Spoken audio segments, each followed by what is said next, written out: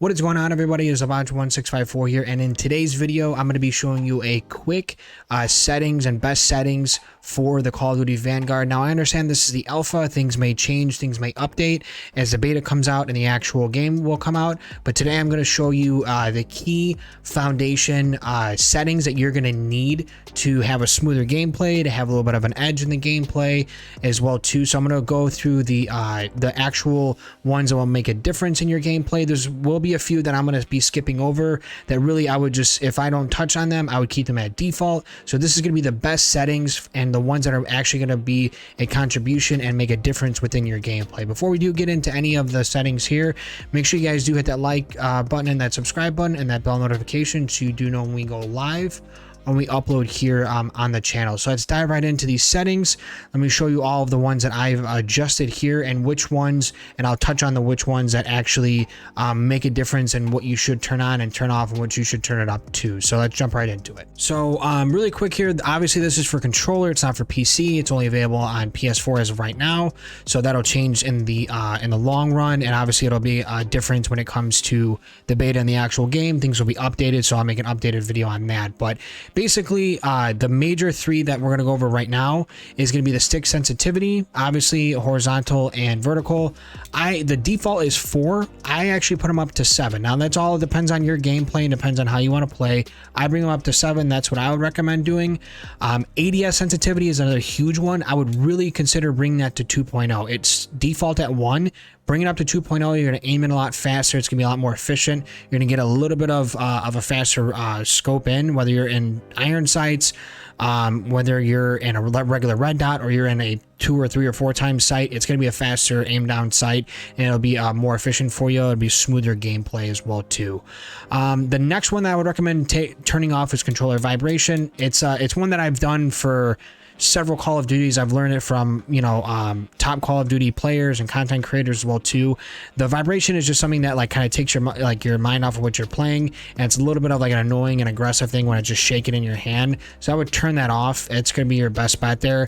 It's a little bit of an added one, but that's what I would recommend doing. It's always helped my gameplay as well too. A huge one that is really important about this video and is something I would take away from is the target aim assist mode. Now the default is going to be Vanguard, which is a traditional aim down, slow down near the target, and it's very identical to Warzone. So if you're used to playing Modern Warfare and Warzone that you've been playing for the last year to 2 years, and you haven't really touched even Cold War at all, and you just haven't been a fan of that Call of Duty, then I would stick with the default Vanguard, which is going to be this one right here. Now I personally have played little to no Modern Warfare, Jesus, or Warzone. I was trying to say those at the same time.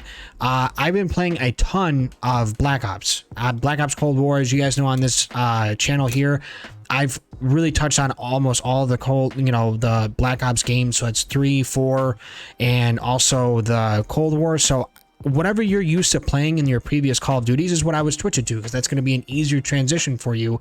So if you're playing Cold War and you've been playing Cold War for a long time now, in the last year, I would switch it to Legacy. If you've been playing Warzone, you've been playing Modern Warfare, make sure that you bring that to, the default, which is going to be the Vanguard. That's going to be a huge key for your gameplay. That's huge.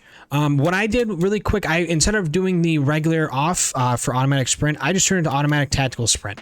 I want to move fast, I want to move quick. That's something that I would really recommend turning on there. Another thing as well too is sprint cancels reload. I would recommend turning that to keeping that to off, so that you're not canceling your reload when you're trying to sprint. That's gonna be a huge thing. That's gonna be very annoying if you have that on. So make sure you keep that off.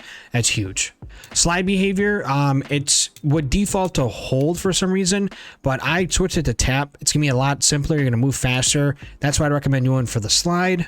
And then what I ended up doing was, for these two here, was the ADS sensitivity for multiplayer 2x zoom. I put that up to 1.50, and I would do that also for the low zoom as well too. It's going to help you to just get a little bit of a faster aim in there. It's going to aim it a little bit more quick, and those are going to be the sights you're mainly going to be using with Champion Hill and in the beta going forward. Now obviously once the full game comes out, you can change all of these to whichever mode you'd like. This goes all the way up to multiplayer 8x zoom, so it seems like there's going to be an 8x scope coming soon. Obviously, that's what I'd recommend doing for that one there.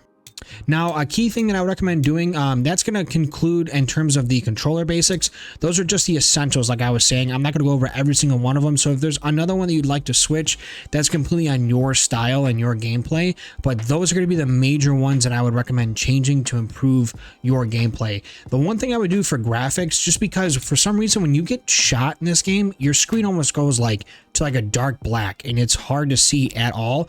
So I brought up my brightness to a 70, and it's a dark game right now. Hopefully they lighten it up, they have better color fixtures, but I moved that up to 70.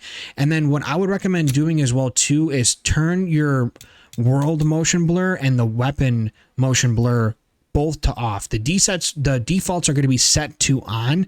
I would 100% turn those to off, or else it's just going to be blurry all the time, and it's just going to be very, very annoying and hard to see. What I would recommend doing as well too is I would do the camera movement up to 100%. It's for some reason it keeps going down to 75, and even though default says 100, it keeps going down to 75, which is in the middle.